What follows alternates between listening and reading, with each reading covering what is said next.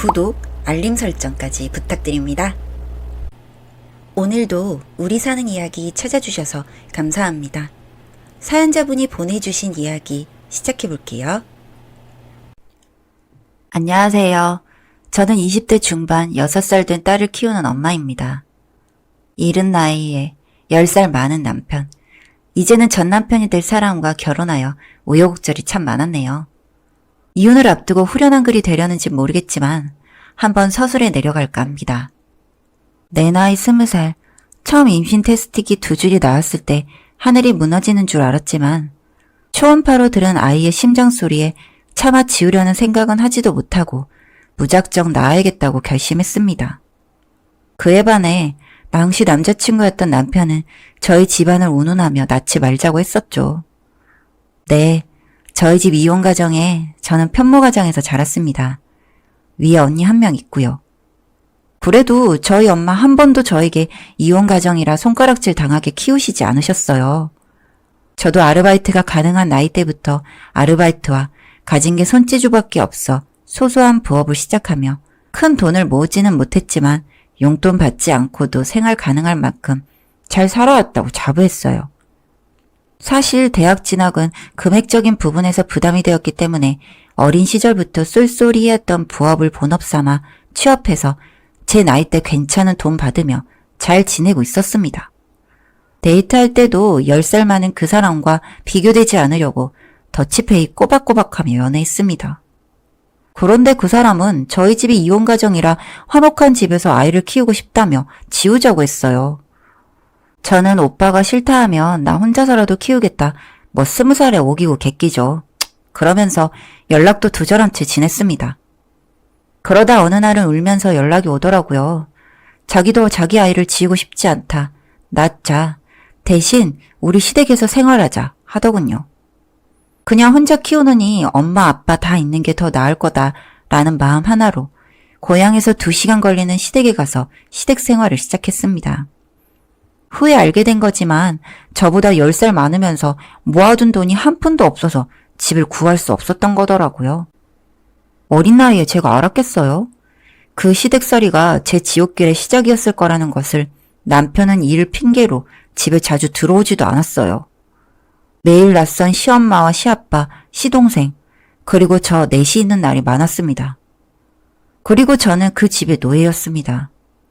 저는 처음부터 조상기가 심해서 병원에서 안정을 취하길 권고했는데 시댁집이 2층짜리 방 4개 딸린 단독주택이라 굉장히 넓은데 이틀에 한 번꼴로 저 혼자 그 집을 다 청소했습니다. 화장실 청소는 락스를 쥐어주며 쪼그리고 앉아 하라고 하더라고요. 도대체 내가 이 집에 들어오기 전엔 집안일을 누가 했을까 싶을 정도로 진짜 저 혼자 다 했어요. 임산부인 제 일과가 아침에는 출근하는 남편 아침 식사 차리고 남편 출근하면 일어나는 시부모 아침밥상 차리고 언제 일어날지 모르는 시동생 위에 국이고 밥이고 일단 준비되어 있어야 하고 설거지하고 빨래하고 청소하고 점심 식사 준비하고 치우고 저녁 식사 준비하고 치우고 시부모 발 주물러 드리고 또 독실한 기독교 신자 집안들이라 교회 사람들이 정말 일주일에 3번은 집에 놀러 오시는데 간식 차려드려야 되고 조언을 빙자한 훈계 들으며 대화에 끼어 있어야 하고 대화하다가도 뭐 시키시면 쪼르르 가서 해야 하고 더 있는데 막상 글로 쓰려니 기억이 안 나네요. 참고로 조금이라도 불만이 생기면 대놓고 화를 내는 게 아니라 살살 비꼬면서 말하는 거 있죠? 그러면서 사람 속을 박박 긁더라고요.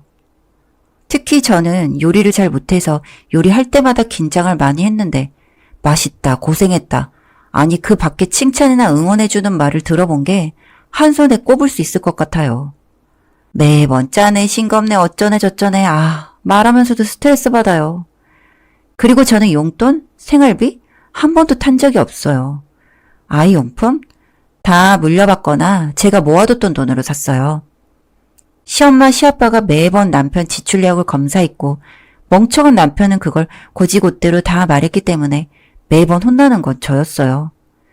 안 사람이 새는 돈을 잘 관리해야지 이런 걸 사서 뭐하냐. 돈 무서운 줄 모른다. 남편 돈이 네 돈인 줄 아냐? 여자는 남자가 벌어오는 돈을 욕심 부려서는 안 된다. 주면 주는 대로 살아라 등등. 그래도 참았습니다. 그래, 여자는 기머거리 3년, 벙어리 3년, 장님 3년이라는 말이 있다. 꾹꾹 참아냈어요. 그 집에 늦둥이로 태어난 시동생이 하나 있는데 저랑 동갑인 여자였어요. 도대체 뭘 하는지 지금도 모르는데 대학도 안 갔고 일도 뭘 하는지 몰라요. 매번 제 옷이나 화장품 몰래 뺏어가서 쓰던 것만 기억나네요. 크게 저한테 대놓고 피해를 준 건 없지만 제 물건을 써놓고 발뺌한 적도 여러 번이라 쥐어 패고 싶었던 적이 여러 번이네요.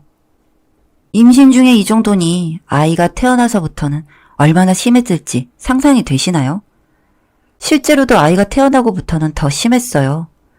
남편은 원래도 일 때문에 집에 잘 들어오지 않았지만 아이가 태어나고 나서는 집에 와도 피곤하기만 하다며 게임하느라 집 밖으로 돌았어요.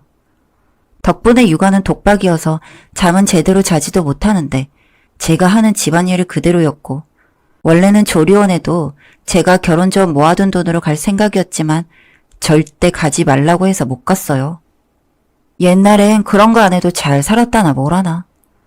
자연분만으로 나 2박 3일 입원하고 친정엄마가 한 달 조리해 주신다고 하셨지만 아이가 너무 보고 싶다는 성화에 친정엄마 곁에서 일주일도 못 채우고 시댁으로 부랴부랴 갔어요. 아이 낳기 전부터 새벽에 아이가 울더라도 남편 깨우지 말라던 시부모 말대로 저는 남편을 한 번도 새벽에 깨운 적이 없습니다. 하루는 남편이 너무 시끄러워서 깼는데 그걸 본 시엄마가 다음날 너는 어떻게 된 애가 애 하나 못 달래서 남편을 새벽에 깨게 만드냐고 하더라고요. 당시에 제 키가 167이었는데 몸무게가 43kg였다 하면 말 다 했죠 뭐. 아이가 5살쯤 되었을 때 스트레스가 극에 달한 제가 저혈압이 오고 스트레스성으로 자주 병원 신세를 지게 되자 그제서야 남편은 분가얘기를 하더라고요. 아, 이렇게 말하면 남편은 제 편이었을까봐 오해하는데 이렇게 되기 전까지는 우리 엄마는 그런 사람 아니야. 우리 집은 엄마가 화목하게 유지해왔어. 너희 집이랑은 달라. 를 입에 달고 살던 사람이었습니다. 제가 죽기 직전까지 가서야 분가 얘기를 한 거죠. 그런데 이때 안 거죠. 이 사람이 모아둔 돈이 없다는 것을. 저는 17살 때부터 20살까지 모아둔 돈만 1000 가까이였어요. 그중에 300은 조리해 주시기로 했던 친정 엄마에게 몰래 드렸고 남은 돈은 아이 용품 사고 생활비로 썼습니다. 정말 생활비요. 장 보는 돈도 눈치 보인다며 제대로 안 줬으니까요. 오죽하면 기형아 검사에서 고위험군 떠서 하는 양수검사 당시 50만 원 돈도 제 돈으로 냈으면 말 다 한 거 아닌가요? 아니 제가 그 1000만 원도 남겨놓을 수 있는 뭐라도 있었나요? 아무리 생각해도 모르겠어요. 제 돈은 어디에 있냐고 묻는 남편에게 위 내용을 말했더니 장모님에게 돈 줬냐고 조리해 주시지도 않았는데 왜 주냐며 발작하는 남편과 그 다툼 소리를 듣고 달려온 시부모와 시동생. 온 시가 식구들이 저에게 와 분가를 하는 건 네 욕심이고 그럼 네 돈을 내야 되는데 왜 네 돈을 남편과 상의도 없이 니네 엄마를 주었냐 하는 소리에 드디어 참아왔던 이성의 끈이 툭 끊기는 기분이 들더라고요. 그날 진짜 속에 쌓여있던 모든 말을 다 내뱉고 아이랑 짐 챙겨서 친정집으로 도망쳐 왔어요. 그 이후로 지금까지 저 정말 잘 살고 있습니다. 협의혼하자고 바짓가랑에 붙잡고 매달려도 봤는데 절대 자기 인생에 이혼은 없다 하는 남편과 원만한 이혼은 되지 않을 것 같아서 그날부터 소송비용 모으고 자립하는 데 집중했어요. 더 웃긴 건 처음 2달 정도는 아이를 데리고 간 걸로 고소를 한 해 만에 지금이라도 돌아오면 용서해 준해만해 하더니 이제는 아이 안부를 묻는 연락조차 오지 않아요. 서류상 이혼만 되지 않으면 뭐든 장땡인 거였겠죠.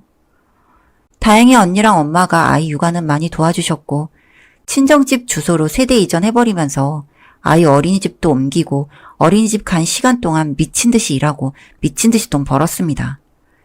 이혼할 때 하고 엄마와 언니랑 같이 살게 되더라도 제 밥벌이는 제가 다시 하고 싶고 엄마와 언니에게 피해 끼치고 싶지 않더라고요. 딸아이가 얼마 전에 밤에 그러더라고요. 엄마가 행복해 보인대요. 너무 좋대요. 외할머니랑 이모도 너무 좋대요. 여기서 살고 싶대요. 자기는 아빠가 안 보고 싶대요. 고작 6살짜리의 입에서 나오는 말이라는 게 너무 슬퍼 엉엉 울었지만 그래도 그 말로 더 이상 질질 끌면 안 된다는 확신이 섰습니다. 그래서 이번에 드디어 이혼 소장 접수하러 갑니다. 이혼 소송은 더 진흙탕 싸움이 될 것이 뻔하고 더 지겹고 새로운 스트레스겠지만 아이와 저의 삶을 위해 전진하려고 해요. 아직도 제 마음에 남아있는 슬픈 기억이 제 또래 친구들은 다 향수나 섬유향수 이런 거 뿌리고 향긋한 향이 날 텐데 제 몸에서는 하도 마늘을 빻아대서 마늘 냄새가 손에 배어 빠지지 않는다는 걸 깨달았던 날이에요. 저는 아이를 낳은 건 하나도 후회하지 않아요. 오히려 이런 경험이 저에게 더 악착같이 살 수 있는 기회였다고 긍정적으로 생각하려고 해요. 앞으로 남은 날은 아이랑 행복하게 잘 살아보려고 합니다. 저에게 많이 응원해주세요. 사연은 여기까지였고요. 우리 사는 이야기 시청해주셔서 감사합니다.